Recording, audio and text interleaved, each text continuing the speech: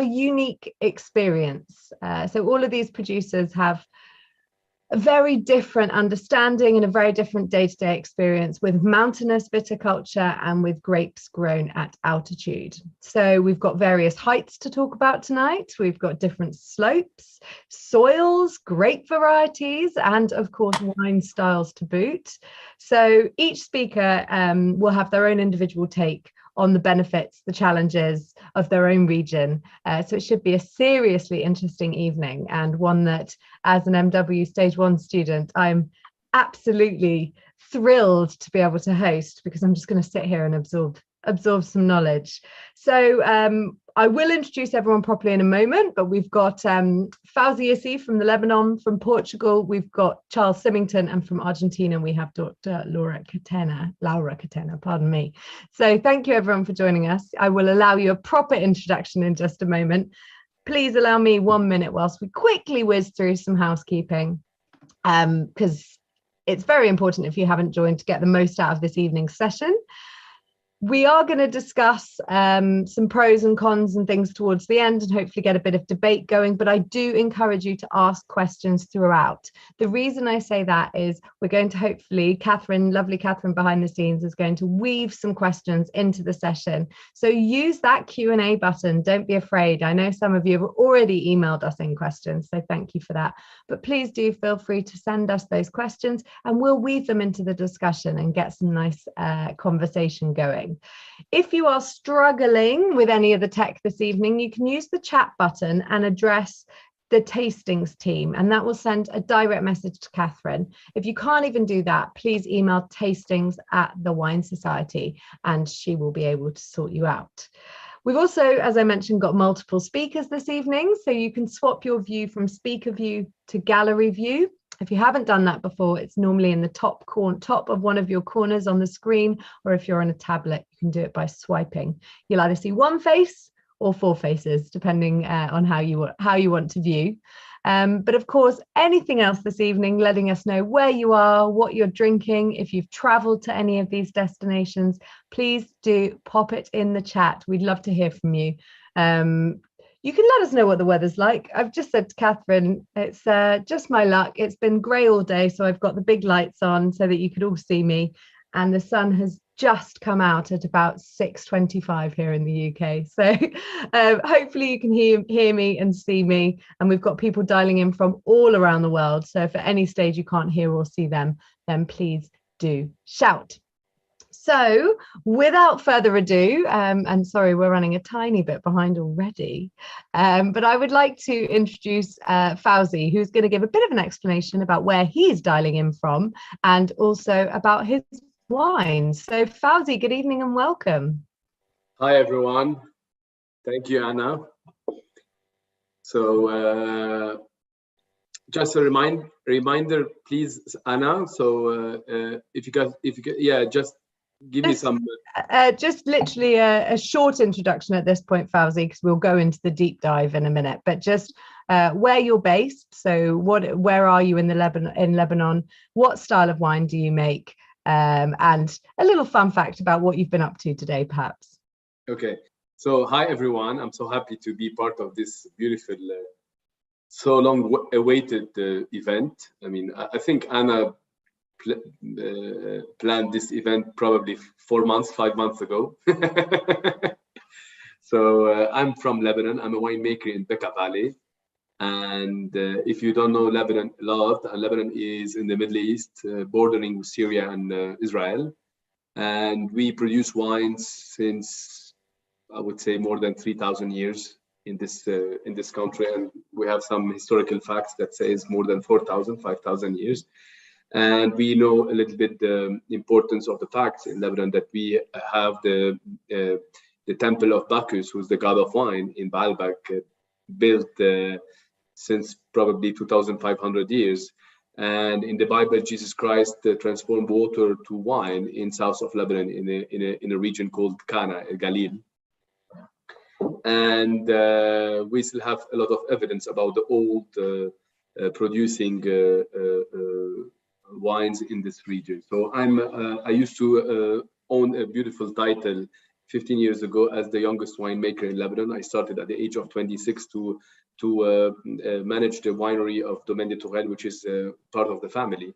And I'm a winemaker who studied in France and came back to Lebanon to take over the family business. Today, it's been 15 years of dramatic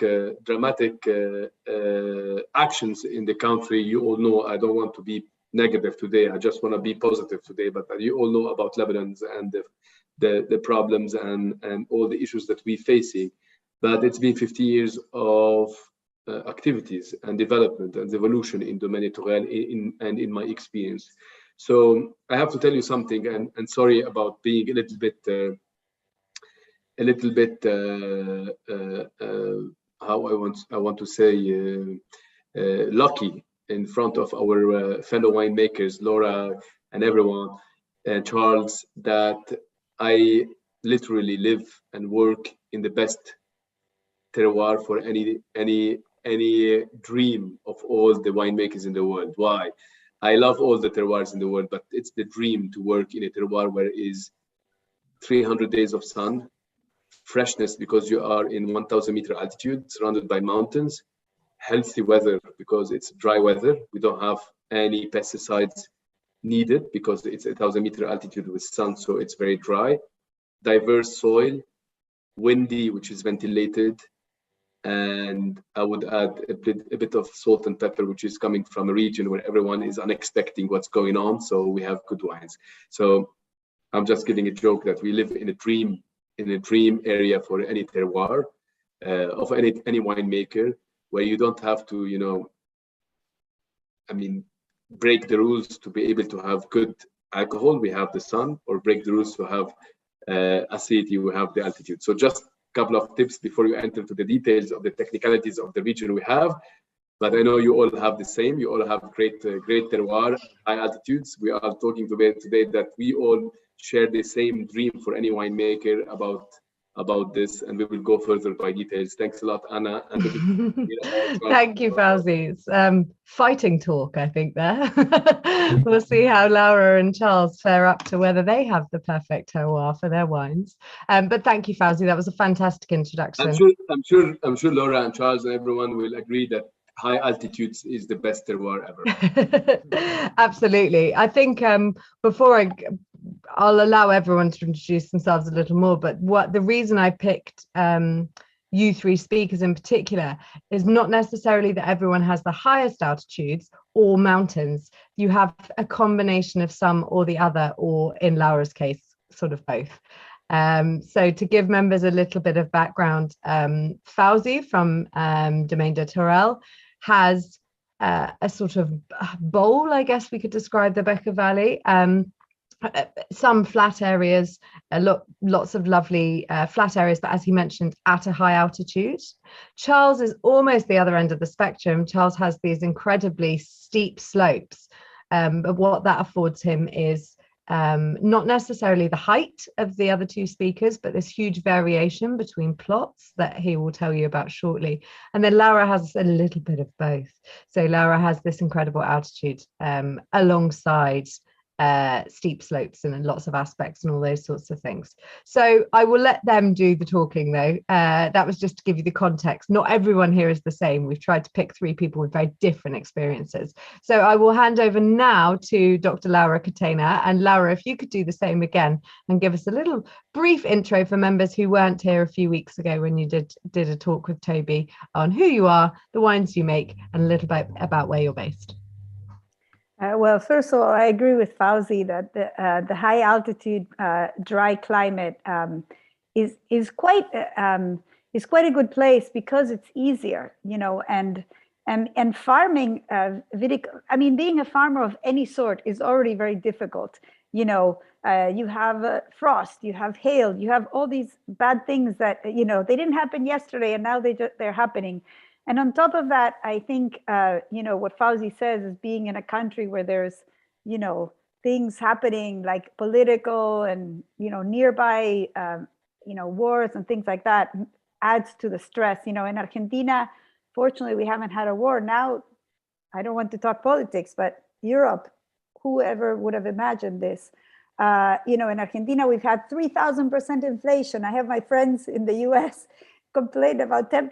I say 10%, that's like nothing, but 10% is bad too. I'm just saying, but I agree with Fauzi in this concept that some of this struggle actually makes us stronger. And I think, the human journey is filled with good and bad things, and I think that many of the great things we do are based on something bad happening or things not going completely well. So I agree with all that. In terms of my own experience, I was born in a wine family, like the other two young men on this call, but I had no intention of working with my family. I wanted to be a doctor. I wanted to help people, save people. I was not particularly interested in wine, although my father's technique to get me to work with him was to take me on his trips to France as his translator, because I learned French when I was quite young. And that's how I fell in love with wine as a consumer. I still thinking I'm going to go work, as a doctor. And then actually, I even was concerned about wine and alcoholism. So I remember once I asked my papa, I was like, Papa, we love wine, but there's this issue of alcoholism. And my father said, Laurita, you have absolutely nothing to worry about. I said, why is that? He says, because we make fine wine and there are no fine wine alcoholics. And I think there is some truth that when you pay more for a bottle of wine, you think you drink a little less. And I do always preach moderation, because that, as a doctor, I must. It is the only way to drink well, that it's good for your health, for your happiness, is in moderation. But I was practicing as a doctor. Then my father asked me to help him. This was in the early 90s. Nobody knew Argentine wine. I basically felt bad for my father. I said, my poor father, he's trying to put Argentine wine on the map. Nobody knows Argentine wine. I'll go help him. And then I fell in love with everything, with the research, with making wine, with selling wine. I mean, I cannot imagine doing anything more fun, although I still love being a doctor, but wine is more fun. So that's my introduction. Thank you very much, Laura. That's great. And yeah, we're going to deep dive shortly, members, into Laura's region. And we've got some great things to show you there.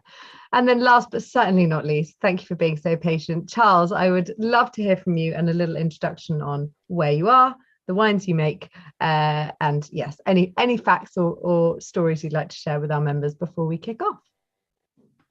Right. Well, I'm a producer in the northern part of Portugal, in a place called the Douro Valley. We are principally producers of port. My family have been producing wines in the Douro since the end of the 19th century.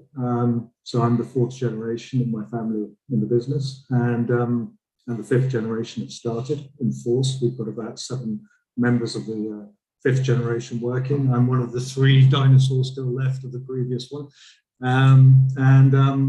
So basically we make principally port, so Grahams, Dows, Wars, Taverns are the brands that we're producing. And we make table wines more recently. We started about 20 odd years ago. And we make Catena, Vesuvio, and other table wines.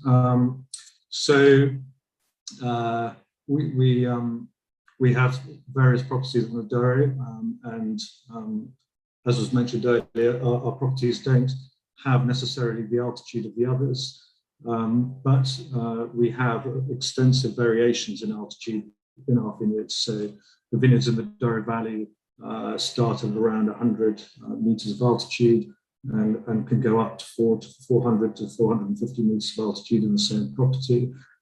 So there is considerable variation. I'm a winemaker, so I look after the vineyards and the winemaking and blending of the wines from our company. I've been doing that since 2009.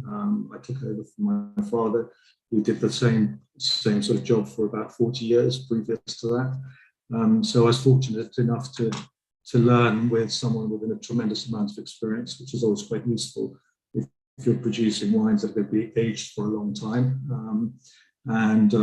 in table wines, I've been working with Bruno Prats, who was the owner of Chateau Colles d'Estournel. And so I've worked with him now for just over 20 years. And so had a fantastic work experience with him, producing a wine called Presea. Really, I suppose the only other thing I'd like to mention is that we are biological farmers in quite a considerable area, over about 140 hectares of vineyard. And we're a B Corp company trying to sustain the best values in terms of environment and social aspects. So I think that's probably the summary of Wonderful. Thank you so much, Charles. Just before we move on, and I am very excited, I was just going to ask Charles, your microphone is just giving a tiny bit of feedback.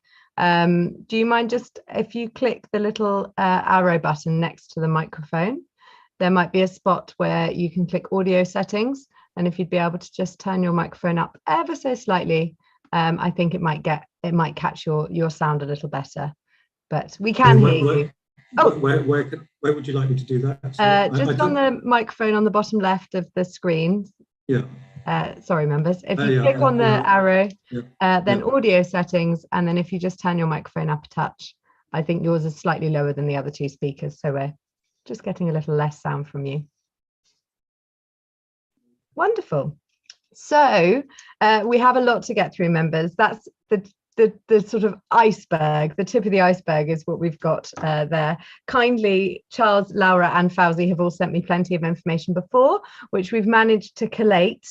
And I've got a sort of running order that's going to hopefully mean that the event goes beautifully smoothly this evening. What we'd like to do is Laura's research institute has done a lot of work into mountainous viticulture and altitude in particular.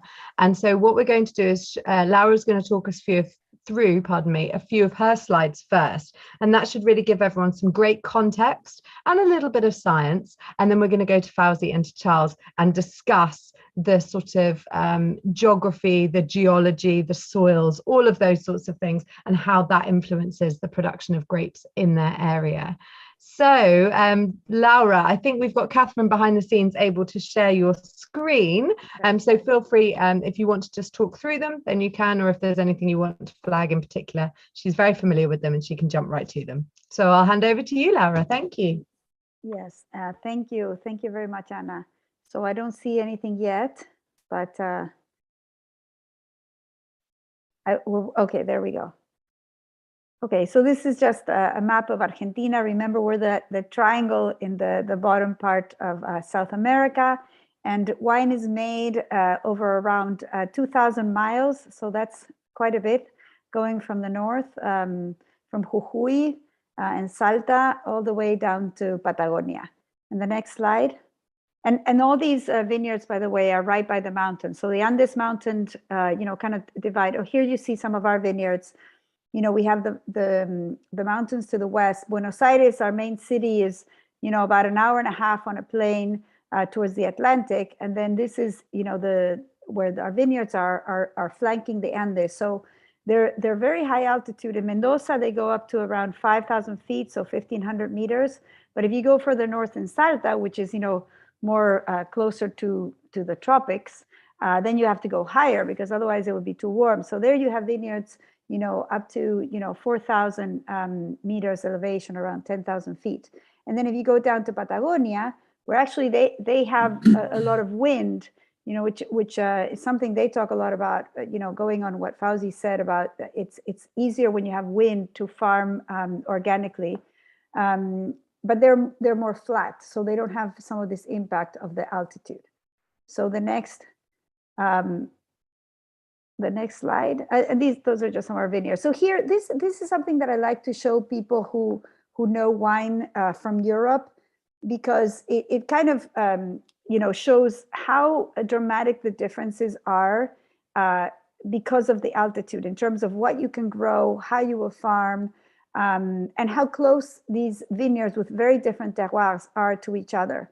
And so if you look at the Winkler classification, which is this classification that, today most people think it's not a full classification in the sense that it's not complex enough, but it's kind of a simplistic way to look at cold to warm regions.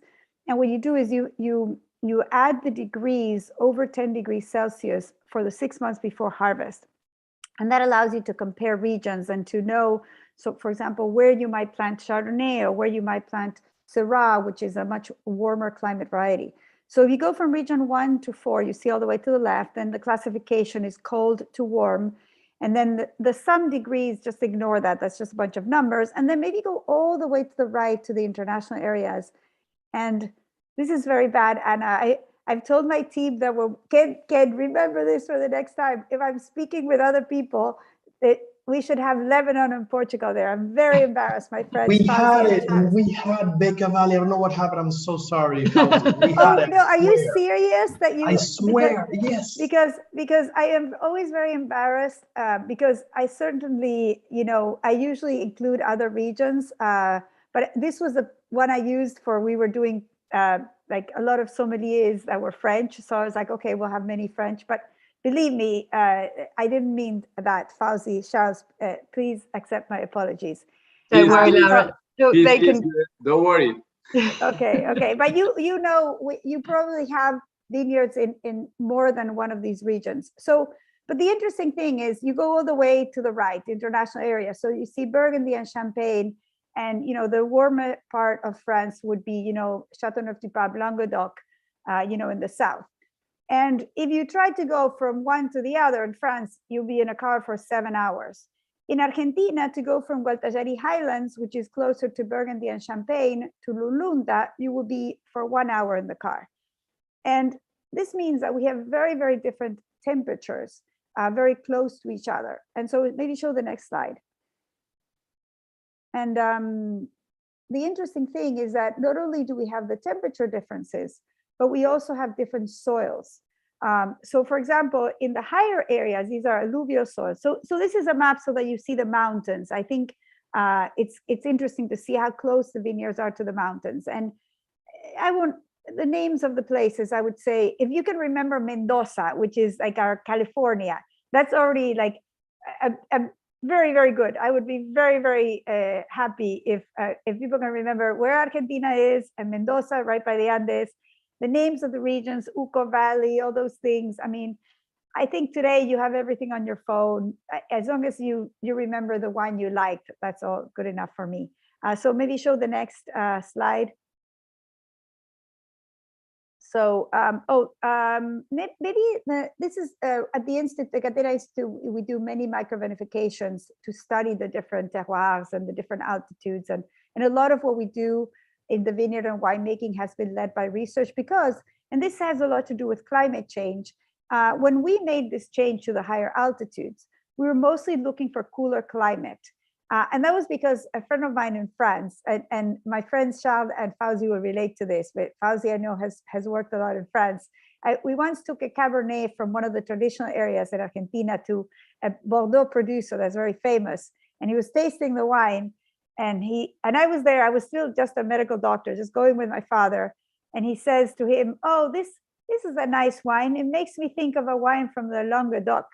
And so, if a Bordeaux producer says your wine is like Languedoc, that is like they are slapping you in the face and then punching you in the nose. So my father was not very happy. However, he realized that he had to go to cooler climates. And a lot of this, when I said that sometimes you do good things in life because of a hard moment, I think this kind of humiliation, and we're very good friends with this man, by the way, and I always thank him for being honest. Really led us 30-something years ago to plant more of our vineyards in the higher altitude with a cooler climate. And today, this is a solution for climate change. Back then, we were really mostly looking for high quality. So I think that's a really important thing today, is look at what we've done in our region, going to higher altitudes as a method to fight climate change.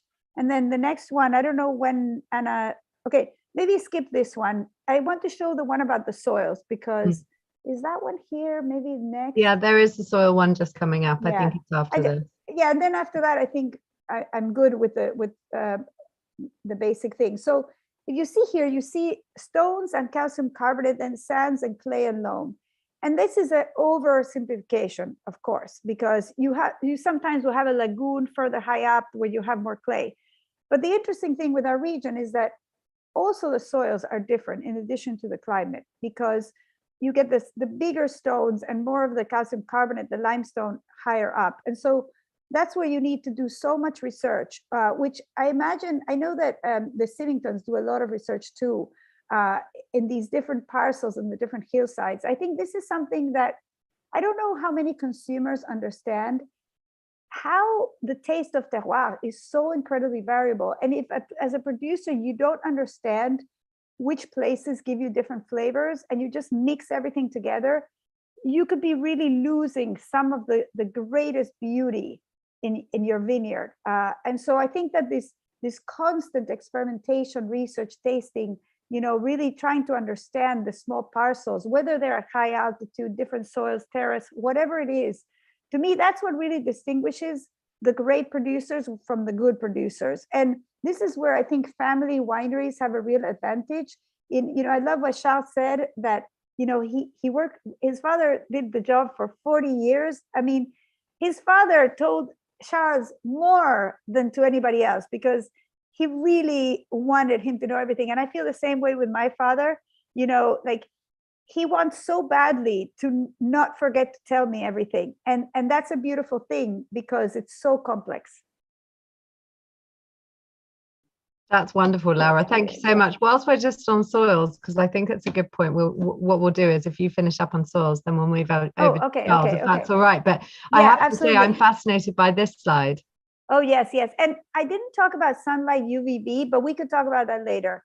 So this soil, so we've done a lot of research on microbiome, and there's a lot of talk, in human medicine about microbiome. And that's a lot of why I got obsessed about the soil microbiome, because there's so many studies that have shown that, there's correlations between not having good gut microbiome with having strokes, with cancer. I mean, we really need the microbes. Humans have more DNA from microbes than human DNA. We are all just millions of microbes. I mean, how amazing is that, right?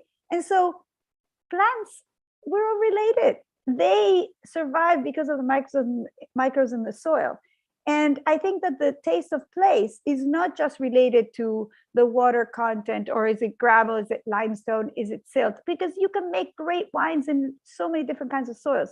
But I think these microbes that have been understudied are possibly, a big part of the taste of a place, not just in, the yeast that, make the native yeast fermentations possible, but also in how they help the plant adapt to the terroir. I think that this is an unexplored area, and one that I think we're all interested in, and we need to talk about this a lot so that we understand how to preserve these microbial populations. Yeah. Fantastic. Thank you so much, Laura. Yeah, a really good overview of what altitude can do. In particular, I found it very interesting on the Winkler scale, because I was going to hand over to Charles, because Charles, you can see a Winkler scale difference within less than 100 meters, I believe. Oh, sorry, Charles, you're on mute. Oh. Go with me. Okay. There we go. Right. Yeah. So yes, it's interesting that in that table, region 5 didn't even appear, which I thought was quite interesting, because nearly all our vineyard is in region 5, actually, on the Winkler scale. We have some at 4 and a very small amount at 3.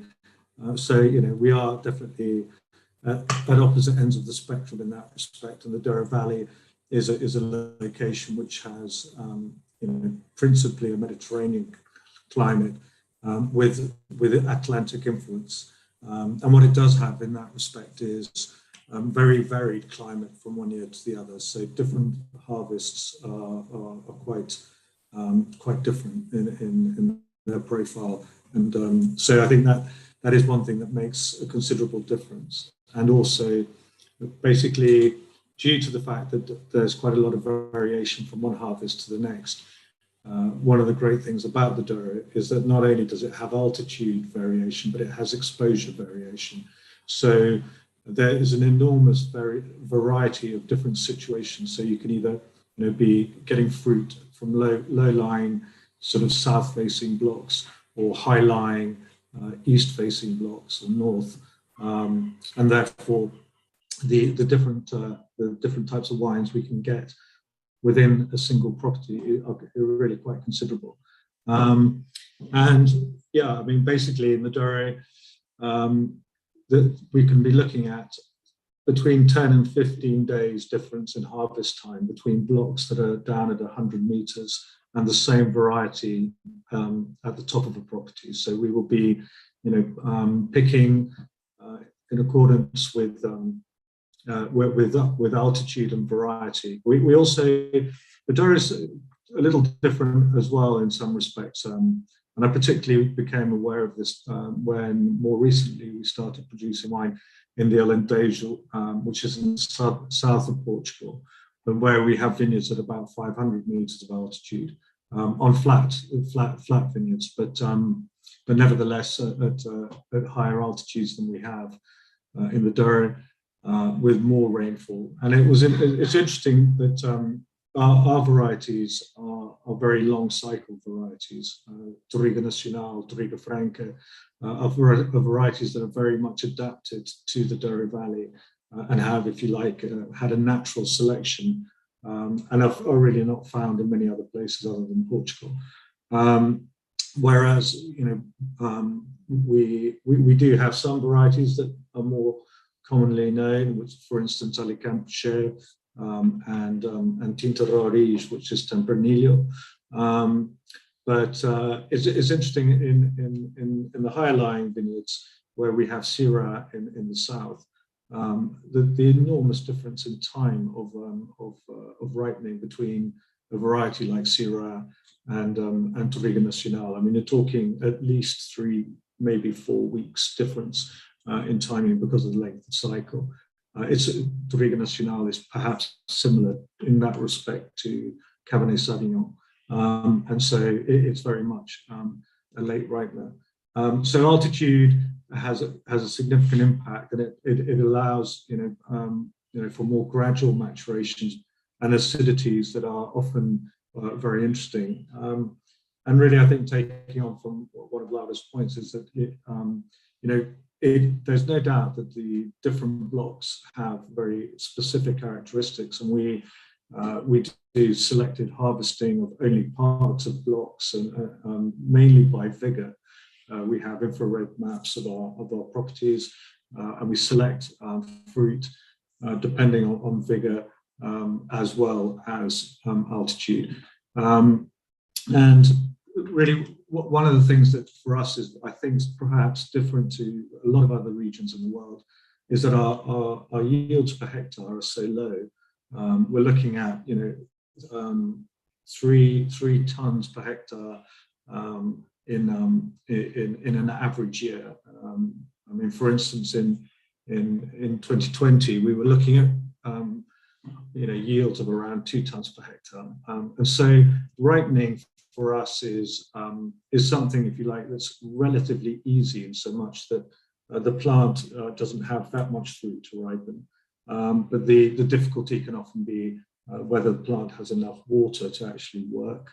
And obviously at altitude, the situation is normally a better situation. You tend to get a little bit more rain at higher locations, and that will help ripen in certain situations. So curiously enough, you can actually have situations at altitude where the plants actually work better. They're able to photosynthesize because they have more water available to them than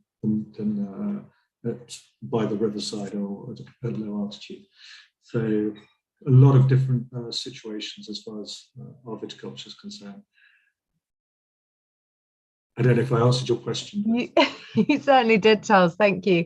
I actually only had one more thing to touch on that perhaps we haven't yet, which I found very interesting when we spoke before the event, which was that actually in the Douro, the higher areas tend to be flatter, so that the escarpment I guess, shallows off. That's probably bad language, but and you mentioned that actually those higher altitudes are often easier to mechanize. Do you mind just mentioning a little bit about that? Yeah, the Douro, the high lying areas of the Douro form a type of plateau to an extent in certain areas, and therefore there you will have a lot flatter vineyards, and those vineyards will certainly be a lot easier to mechanize. There's no question about that. You can have a higher density of plants per hectare as well. When you're planting on the mountainside in terraces, your density of plantation will reduce. You obviously have a more uniform vineyard as well, because in a vineyard where you're planting on contours around a mountain, it is far more difficult to get that level of homogeneity in the vineyard. So there's that aspect as well, which is important. And then soils at that level tend to have higher organic material in the vineyard. Our vineyards in the Douro tend to have about 1% of organic material by the riverside. Up at the top of the hill, you'll certainly be getting probably double that or more, and that will reflect in the yields, and to some extent it can do also in the balance depending on the year. So there's more risks. I think for us at higher altitude, you can have more difficult harvests as it rains more in the high lying areas. But in other years, you can have very good results because it's been too dry or too extreme by the riverside. Thank you so much. And Charles, Laura has actually messaged me in with a question, so I'm going to let Laura ask herself if that's all right. Yes, Charles, we are, we plant, like Anna said, in some flat parts and some parts with slope, but we're now starting to plant really in the laderas, like in the real hillsides. And we have all kinds of methods with stones to prevent erosion, but like, what would you say are the main interventions to prevent erosion when you have these hillsides? Well, I don't know if you're referring to planting down the hill or whether you're cutting out, or whether you're cutting out terraces. We're actually doing terraces, yes, but even with the terraces, yeah. Well, the most important thing about building terraces is the way you build the roads before you build the terraces, because the roads that give you access to the terraces work as the drainage of the terraces themselves, and so the terraces need to be cut leaning into the mountain and from the middle to the roads, so the water drains off it. But soil erosion is obviously something that you can use cover crops to a point that can help, reduce your leaching, if you like. But it's inevitable, if you're farming on a mountainside, that you will, have some loss, and that's to a large extent why our organic material is so low. It does, so we very much end up, our viticulture is one of high quality. We produce small quantities, and we're, that's the way it is. There's not that much you can really do, I'm afraid. I thought your father in 40 years would have figured out a secret. Well, one thing's for sure, you don't want to plant down the hill. We started, there was a certain stage in the Douro where people were planting downhill and not cutting out terraces. And there's no doubt, particularly, and I think climate change has an impact there as well, because it's not really, people often talk a lot about how much it rains, but certainly in the Douro, it's much more about how it rains. It's far better if it rains, lightly for half a day, or whether you get a storm for half an hour. And the storm for half an hour can often do more damage than good, because the water's flowing at speed off the mountain. So it's with climate change, what we feel is that we're getting more events of very high very large amounts of water in very short periods of time, most of which ends up in the river very quickly and cleans out a lot of our topsoil. So these are very much issues that we are trying to resolve. But it's not easy. Thank you so much, Charles. And thank you, Laura, for your question. Now, I'm going to move over to Fawzi now. Thank you, Fawzi, for being so patient. I've got a couple of things I'd like to talk to you about, Fawzi. First of all, because now I'm curious, we've found out that Charles is sort of a bit of 3, 4, and 5 on the Winkler scale. Since we didn't have it, first things first, where are your vines on the Winkler scale? The winter? The Winkler scale. I think probably, I would have thought 4. What do you mean by Winkler scale? Oh, don't worry. Wait, no, but I'll tell Fawzi. So this scale that I was showing, where one is Champagne, like would you say like Napa, Tuscany, like which part of the world? Yeah. Yeah, it's kind of 3.5, I would say. Great answer. But there is more than that to explain. If I have the floor to explain that. So I was going to say exactly that, Fawzi. I think the climate and the weather in your region is really fascinating. So I would love for you to explain that and tell members how your location impacts weather, climate, growing season, etc. So over to you. Okay. First, I mean, Laura and Charles were super exciting in the way they explain. I mean, Laura is super energetic in the way they. I mean, I have the same. I would say I have the same family style that I mean, from father to son, and trying to get the maximum experience of what they do and try to add something on the palate. So I have to say that it's. We live in a area where we keep on learning every day, and I had a Master of Wine visit School of Master of Wine last year, 2 years ago. Before the season of COVID, I would say COVID season. And it was, I had a chance to ask me about explaining a little bit about what's going on in Lebanon in terms of weather versus altitude versus latitude. And I was handling this presentation to all the MW students. And funny enough, I had to do a little bit of research, extended research about cumulative rainfall, cumulative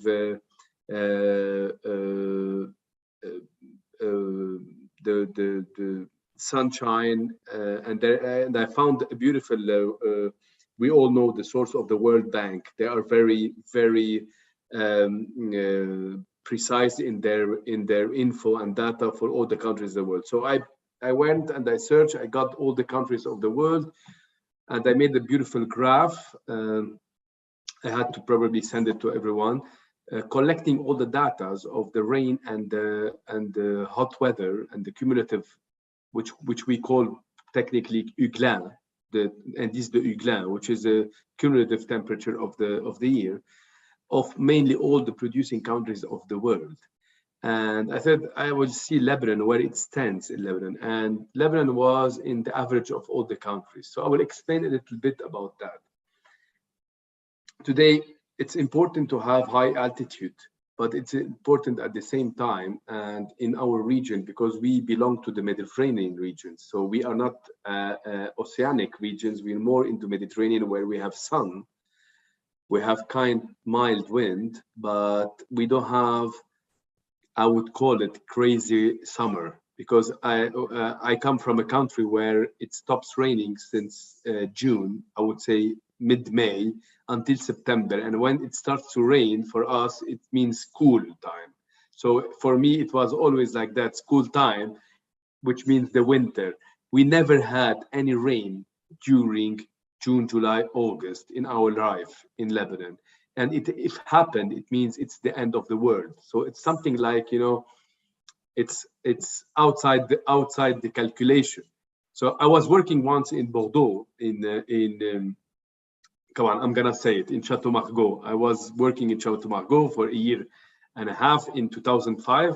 And the first task I was doing my microvinification in the land. So I was going in August to check my grapes, and suddenly a hailstorm happened. And for me, it was like, end of something. stopped everything and started to pray. Something happened, you know. I never saw in my life hailstorm or rain in August. So back to the subject of Lebanon, this is something that is very good, that we have a lot of rain, a lot of sun during winter, and that's the reason of winter. And then starting June, we have the vegetative cycle that starts very actively. We have deep water reserve from the snow, and because Bekaa Valley is surrounded by 2 mountains that goes up to 2,500 meters. So a lot of water reserve under the nappe phréatique, what we call a good winter cycle, starting the vegetative cycle in summer. So we have a lot of sun. At the same time, we have a lot of freshness at night because we have snow on the mountains that gives freshness to the valley. So back to the balance, we have this balance of high weather during the day, low weather during the night. This is super important. This is something, yeah, this is a beautiful, thanks to Anna for getting this beautiful picture. This is Bekaa Valley. We're taking the picture while our back is a mountain. So we have 2 mountains, and between these 2 mountains is the valley, and the valley is on 1,000 meter altitude. So I have to tell you that, I mean, you woke up in the middle of the night, and in August, it's 15 or 14 degrees Celsius. Mid of the day, it's going to be 32, 34 degrees Celsius. This 20 degrees Celsius difference, it gives you all what you need to conserve the acidity, to have amazing fruit and aromas especially in early varieties. And it gives you all the balance in the wines in terms of, you know, phenolic structure. But I don't know, Anna, if I still have a time, just to tell you that, I mean, again, I mean, I'm still learning, and in my past 7 years, I decided to make 100% Senso. I come from, I'm a Languedoc-Roussillon student. So when I studied in Languedoc-Roussillon, as Laura said, and then I worked a little bit in Côte-Rôtie, and then I went to Bordeaux, I understood very well that the best wines you can taste in France is Languedoc-Roussillon, it's not Bordeaux. So when I was in Languedoc-Roussillon, I discovered that Senso, Carignan, Grenache, all these big, beautiful varieties are the niche varieties of this area. And I was able to taste a lot of Senso and love this variety along with the Carignan.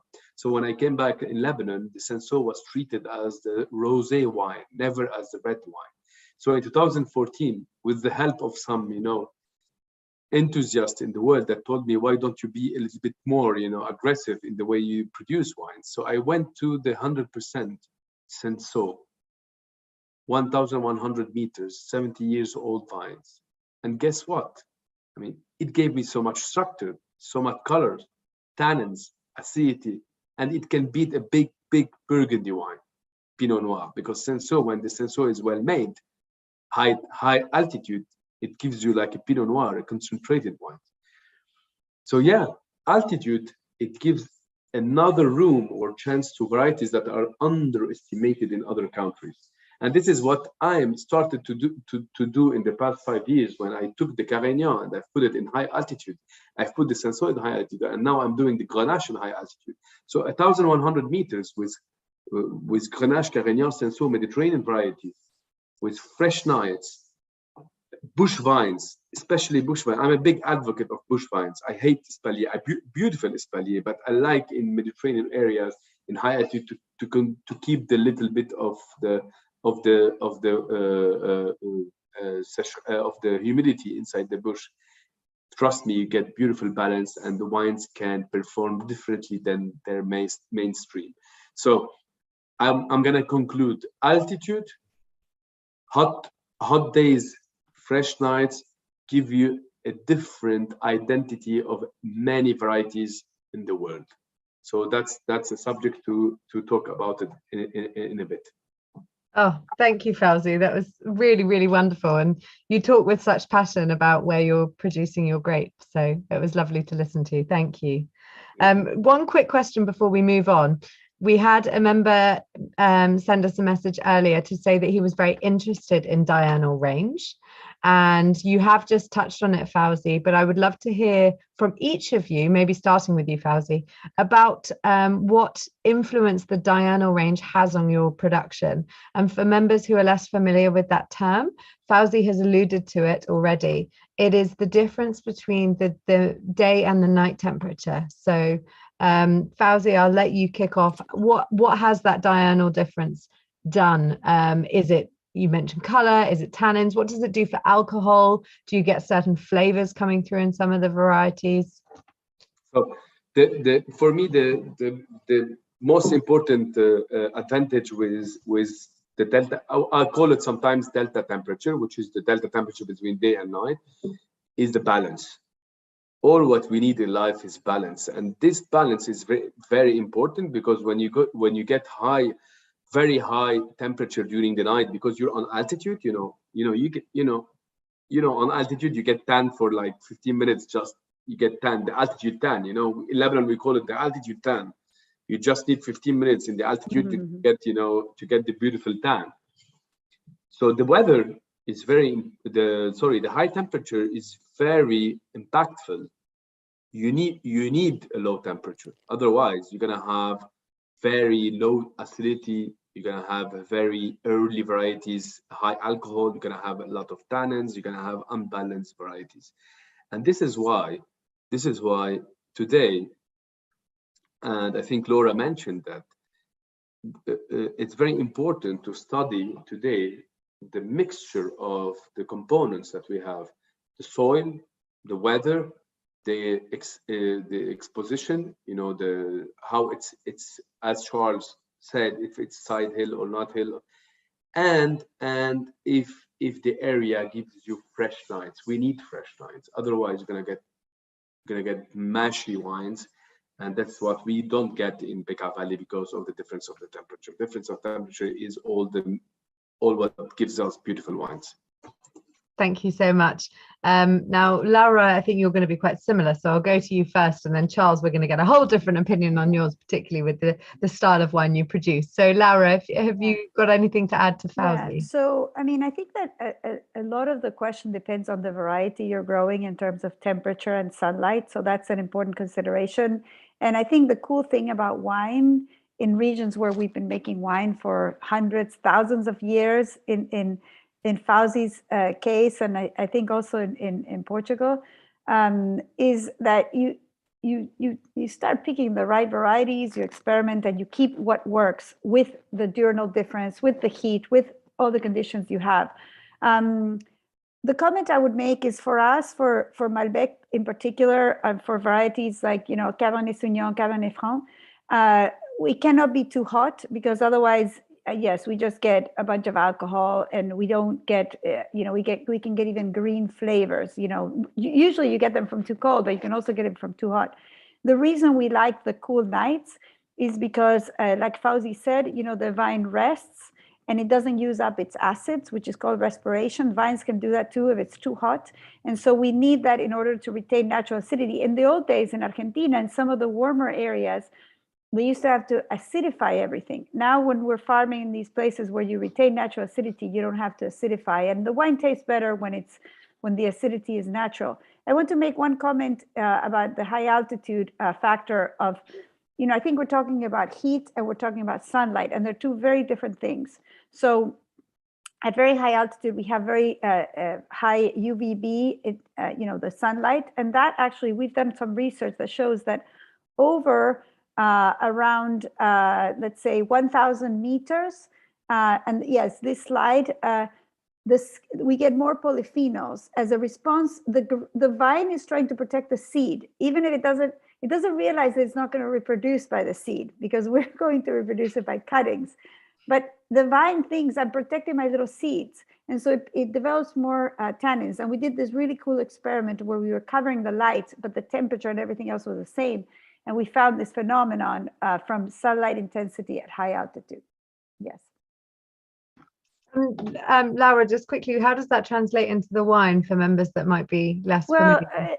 we find that some of these high altitude wines are we measure the tannins and they're off the charts. They're very, very high.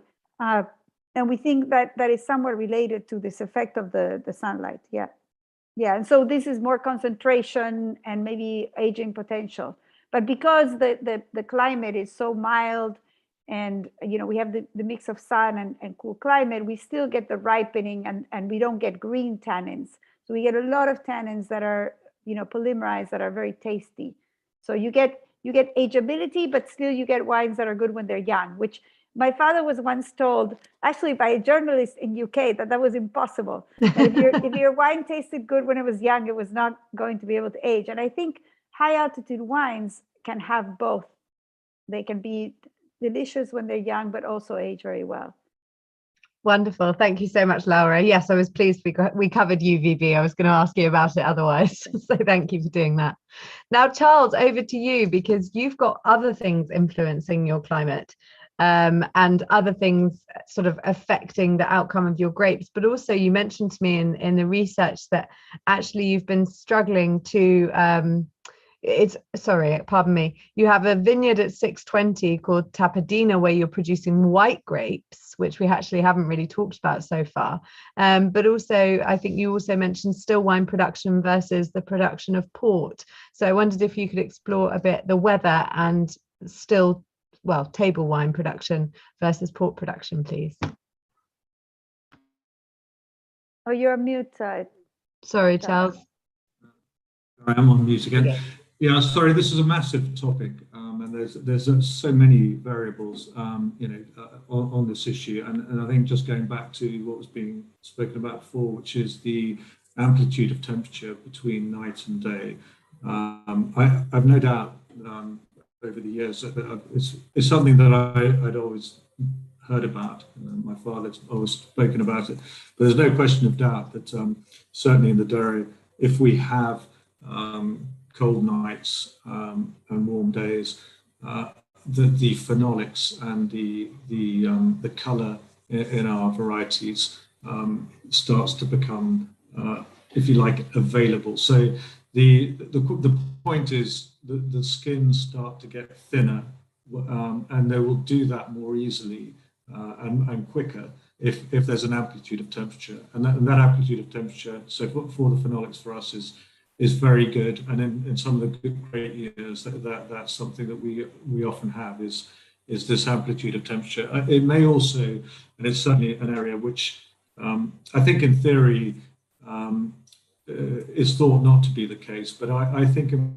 practice the theory is possibly not quite true, which is the condensation or the dew that's created by the reduction of temperature during the night, I think can to some extent be used by the plant aerially, but that is something that certainly in the bibliography up until recently, I have heard more recently that there are some studies that suggest that what I'm saying is true, which is that the plant can actually use humidity through condensation.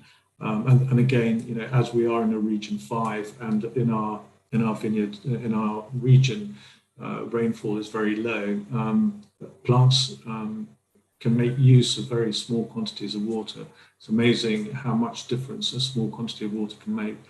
So in that sense, I think it's an interesting issue, and also, we're port producers, and when you produce port, your fermentation is 3 days.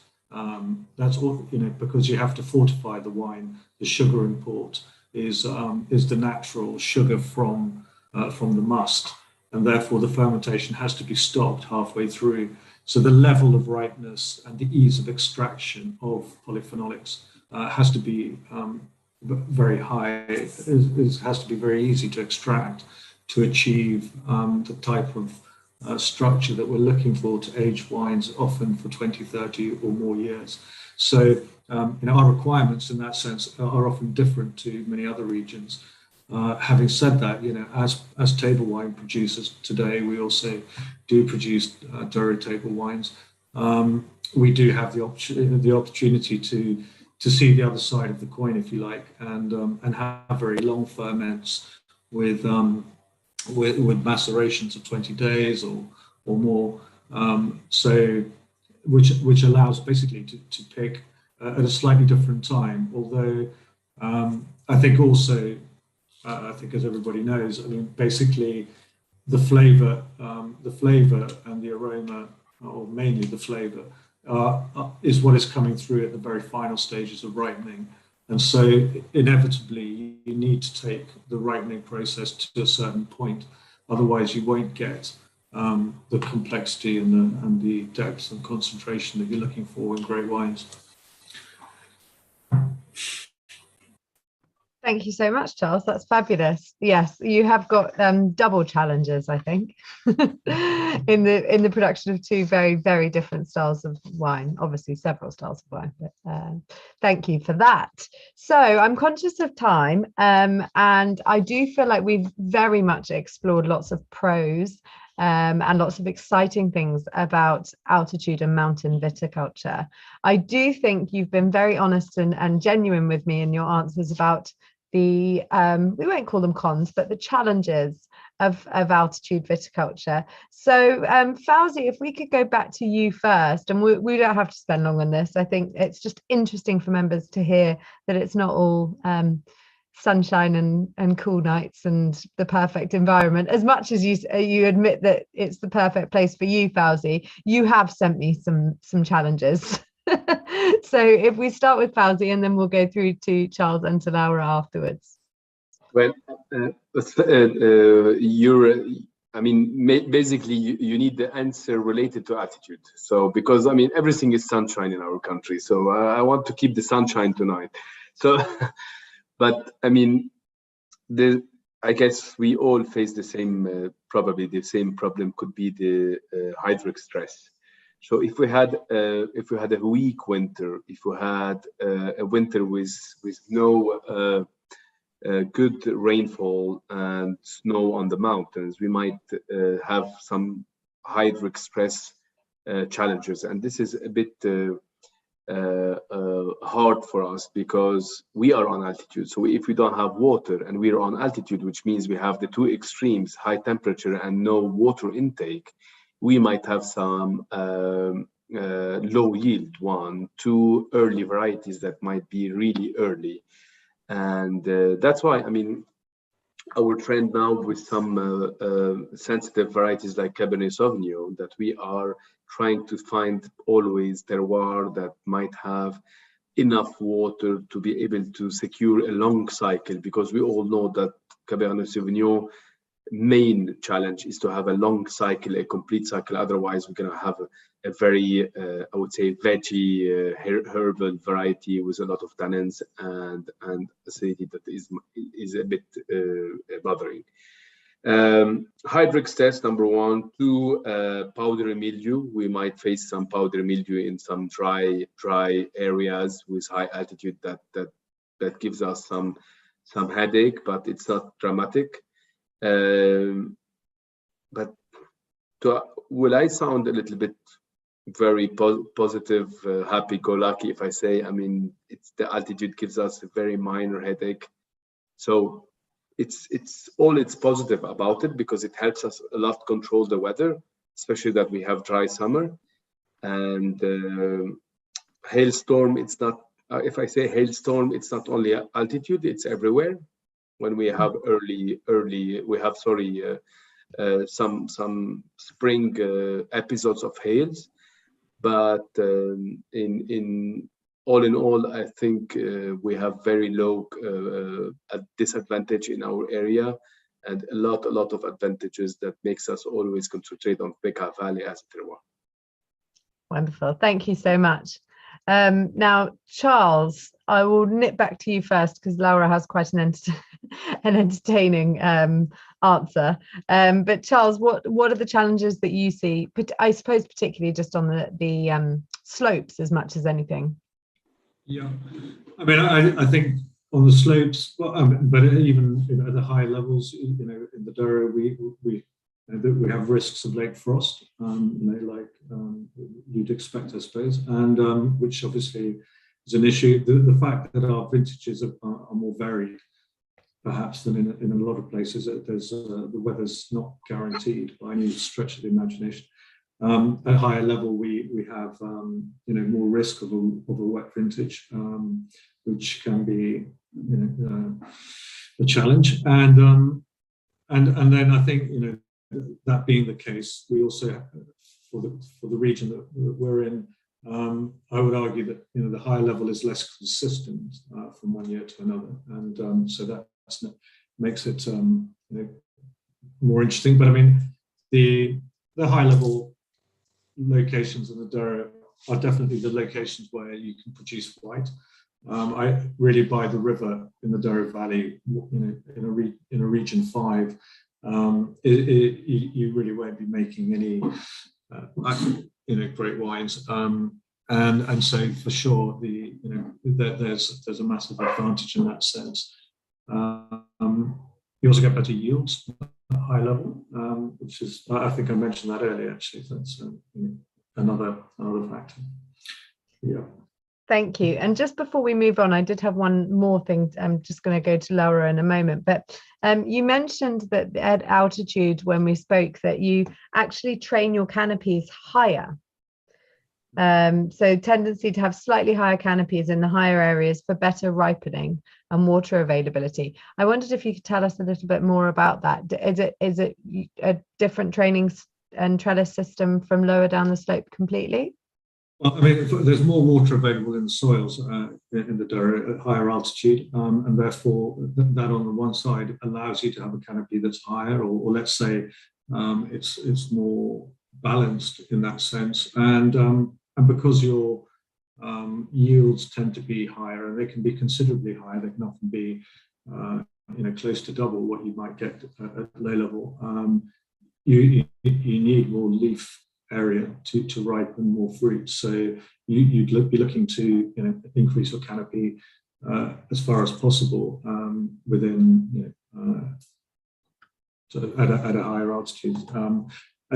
A smaller canopy will have less loss of water as well. So if you're down near the river in a hotter location, and actually, I mean, in fact, bush plants, which Powdery was talking about, end up, because they effectively have a canopy which is more or less a semicircle in a way. It's actually the most efficient method of reducing water loss in a vine. But so the canopy being bigger in the higher lying areas is something that we can have, if you like, and makes sense with the yields we have. Wonderful, thank you so much. And last but not least, Laura, I actually smiled when I got one of your answers to my "what are the challenges" question, because it's something I never even considered. So I'll let you talk a bit about the challenges of producing wine in your area. Yes, and I kind of agree with both Charles and Fauzi that some of the problems we have at high altitude, people have at lower altitude. So I don't know if they're specific, but I know what you're talking about is that you get a little short of breath. Once you go over 1,500 meters, if you're like walking fast, like you actually feel the altitude, unless you're living there. The people who live there, they don't feel anything. They're perfect, but if you're coming from, the Mendoza city is at around 700 meters, and you're going up to 1,500 or above, you actually can feel it. So that's one thing. Our biggest issues are frost and hail. Hail, we actually in some places have hail netting for our really, for the parcels like of the Adriana vineyard, like these, like 1 hectare that gives us a really, really special wine. We have them covered with hail netting because 1 every 10 years we will get hail. So it's actually a very big problem, and it's somewhat related to the mountains and the continental climate, but not to the altitude. And frost is related to the cool weather being by the mountains. And this was actually a lot of the reason why my grandfather was always scared to plant in some of these higher altitude areas close to the mountains. And my father kind of decided, I'm going to do it anyhow. We will take the risk. And it's always better if you're planted in a slope, because if you're in the bottom, then the frost is worse. And the water shortage, what Fauzi said, that big problem, the less glacier water from the Andes. This is something that's, a problem everywhere else, which is actually leading us to plant in some other high altitude valleys, north in Argentina, in La Rioja. There's we have a La Rioja place in Argentina, just like in Spain, and which is a fantastic place that we have discovered recently. Yes, there's many issues with the altitude, but that are not just from the altitude. They're from this whole struggle, somewhat related to climate change, and you can't avoid all problems. And if you avoid the natural problems like Fauzi, then you get the political problems. It's we are put on this earth to struggle. You've given me the perfect segue, Laura, because I did say we were going to finish. We often get member questions on this. We were going to finish up before we have a few more member questions about whether we think that altitude wines are a solution to the climate change crisis. So Laura, since you were talking, I'll let you continue. Do you think that they will be a solution or could be a solution in the future, finding higher altitude sites? I think it's one solution. I think you can also go north or south, but I think that there's also a lot of knowledge that you can get from research where you can farm differently to deal with warmer climate. So I'm not as pessimistic as so many people. Like there will no longer be Pinot Noir planted in Burgundy. I don't think so. I think there's many things they can do. I think plant diversity is important, to not lose diversity by too much clones. And I think like in Portugal, they're doing incredible work with that, like preserving all this genetic diversity. I think there's rootstock research. So I think that high altitude is a solution among many, and we're all working on this. And in terms of a wine drinker, I think there's never been more people thinking about this together than today. This is the one thing about this climate change issue, is that we're all collaborating in some organization. We're all talking with somebody and trying to help each other. And this, I think, you will be drinking wines for another couple hundred years. I can guarantee. Wonderful, thank you. So we hope so. Fauzi, I'll go to you next, because I mean, you'd like to think since the Bekaa Valley has been growing wine for so long, it will continue to grow wine for so long. Definitely. Definitely it will. I mean, and by the way, I have a nice fact with Laura, is that every time I do my tastings all over the world, and the first thing I want to be proud of it is the altitude. The first thing, when you have something like altitude, it's a big I would say advantage on it's like home court advantage on everything. But I always ask them, if I want to be a little bit gentle in the presentation, as them, do you know any other terroir in the world where they have a high altitude with good weather? And they all say Mendoza. So I think I haven't. It hasn't been in vain that my husband complains about me never being home for 25 years. It's been worth something, Fauzi. Now you have to do it for Lebanon. Yeah. So I want to say that so far, Laura and myself, we have three common things. One, the altitude, that we are proud of it. Two, we're both under big inflation. Yes. and three, despite the inflation, we're happy. There you go. But where's your hat, Fauzi? Next time, where's your I'm gonna get the hat. Trust me, next time. I'm gonna get the hat. We'll make it happen. Thank you, Fauzi. Again, so positive. And Charles, I suppose I have a similar question to you about climate change, but one thing that's very interesting, in my opinion, is that lots of the grapes from the Douro are now being seen as varieties to combat climate change. Do you think that has something to do with where they've been growing, the climatic conditions they've been growing in, or do you think it's the actual varieties themselves? And could you tell us a little bit about your thoughts on climate change? Well, no, I think in the Douro we have varieties which are not very common anywhere else in the world. They have arisen, if you like, over hundreds of years through a form of natural selection in a region which is essentially extremely hot, and therefore it doesn't surprise me very much that other regions might be looking at the varieties we use. They are very resilient, very robust. And have a fantastic sort of aromatic profile structure. So I think there's an awful lot to be said for Douro varieties in that respect. And I would recommend to winemakers anywhere in the world to try some of the Douro varieties, because ultimately, if people are feeling the changes in climate, they could be a good solution.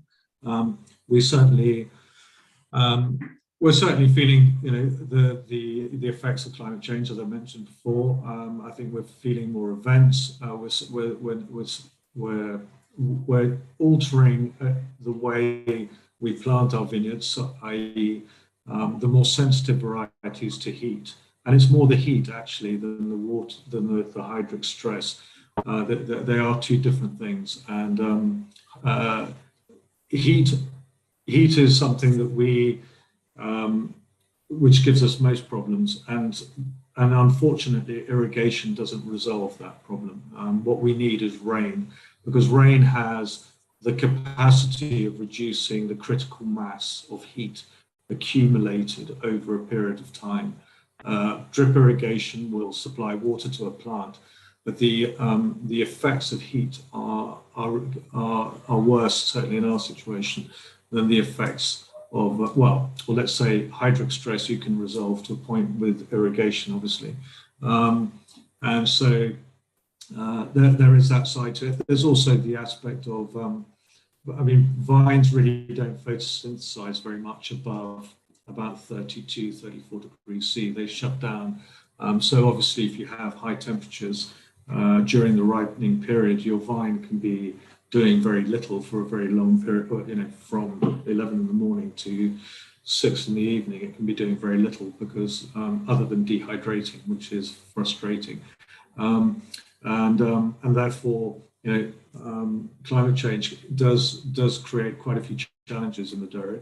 And as I was saying earlier, basically we're adapting the way we're planting. The varieties that are more sensitive to heat stress, we're planting on east to north facing slopes. At higher lying areas, the more heat resistant ones we're planting closer to the river. We've reintroduced two varieties to the Douro. They were both varieties that have always existed in the Douro. They're authorized, they are Douro varieties. One of them, oddly enough, is Alicante, and actually, funnily enough, Alicante is probably more a Portuguese variety today than it is French. There's a bigger area of Alicante planted in Portugal than France, and probably for a very good reason, being that in Portugal soils, or certainly in the Douro, where soils are very low in fertility, the yield per hectare with Alicante is very low. And I think many of the problems that arise with Alicante in other regions is due to the overproduction. The other variety, which again, I think is an extraordinary variety, and a variety which I think is very little known, is a variety called Sauzon. Sauzon is a variety, is a red grape variety with a red pulp, has incredible color, and it has extraordinary acidity. And it has extraordinary acidity, doesn't seem to matter how hot it gets. And so it's a variety, I think, that could be extremely useful in many areas of the world where acidity, to balance acidity. And we have actually planted quite an area of Sauzon now. So that, if you like, that's another form of overcoming some of the challenges of climate change. Wonderful. Thank you so much, Charles. Now, Charles, I'm conscious Charles needs to scooch off, so I will allow him to do so. And then wait, Anna, sorry, Oh, I have also, I was just getting a call. So Okay. Sorry, I have to also go. I'm really No sorry. problem at all. And Fauzi, if members have a question for Fauzi, if you don't mind sticking around for 5 minutes, because I've already got 2 questions for you, Fauzi. Thank you. Thank So you Charles so and much. Laura, I'm thank you so sorry. much. Okay. Thank you. Thank you. Very much. I'm sorry I have to leave early. No problem. Thank you so much. Oh, fabulous. Well, Fauzi, if you don't mind, I have got 2 questions for you already.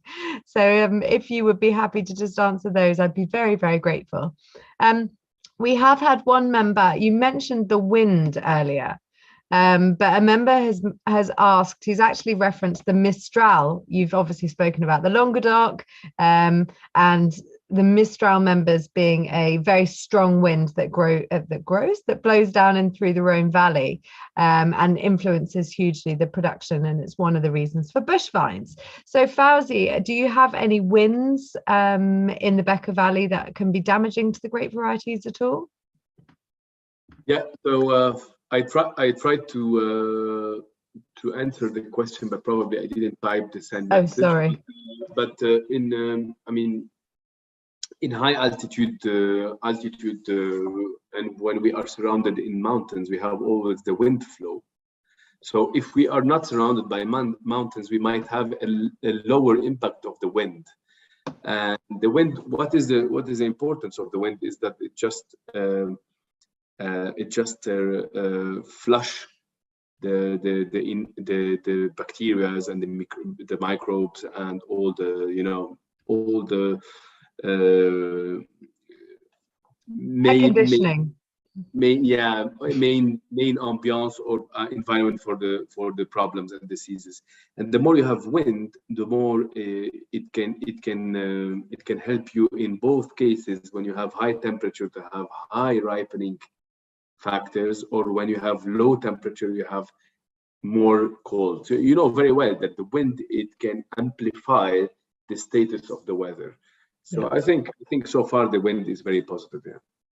Wonderful, thank you. And the final question, and I'll ask on behalf of a few members actually, is are there any other high altitude wines that you admire?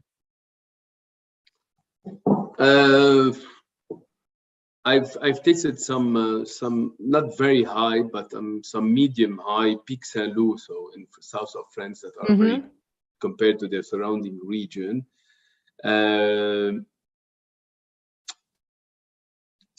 Apart from the wines of Mendoza, obviously. Yeah, definitely. I'm not going to mention Mendoza because Mendoza is part of our presentation today.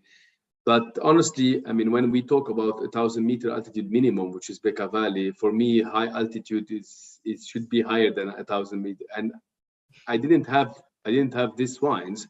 You know, in Lebanon, we have some wines for 1,500-meter altitude, so even higher in altitude.